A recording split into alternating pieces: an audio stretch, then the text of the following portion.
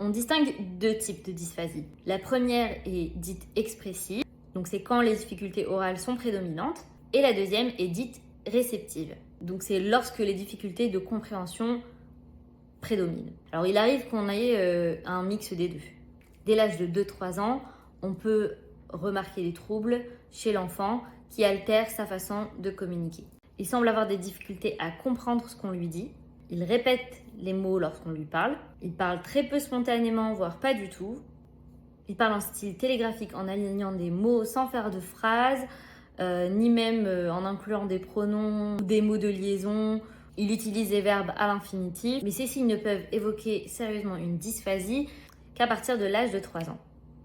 C'est plus tard que les signes deviennent un peu plus nets. Le vocabulaire est restreint et ne s'enrichit pas, peu importe le milieu social ou culturel dans lequel l'enfant évolue.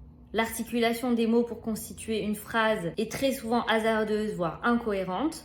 L'enfant peine à trouver le mot exact et se sert d'ailleurs très volontiers d'un langage gestuel pour s'exprimer. C'est signe qu'il cherche bien à se faire comprendre. Parfois, ces mots sont inintelligibles, ces phrases sont difficiles à comprendre, surtout pour des personnes qui ne font pas partie de son entourage.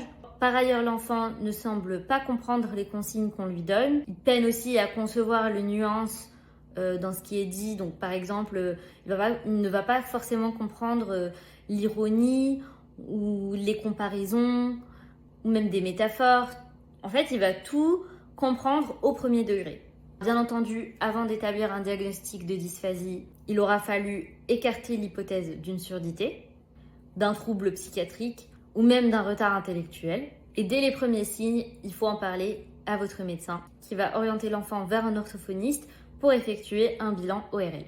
Détecter tôt la dysphasie, ça permet de mettre en place un suivi orthophonique adapté et ça augmente aussi les possibilités pour l'enfant de trouver des méthodes de compensation à son trouble. L'application Malo met gratuitement à disposition de ses utilisateurs un questionnaire mensuel sur l'évolution de leur enfant, facilitant ainsi la détection précoce et la réorientation vers des professionnels de santé adaptés.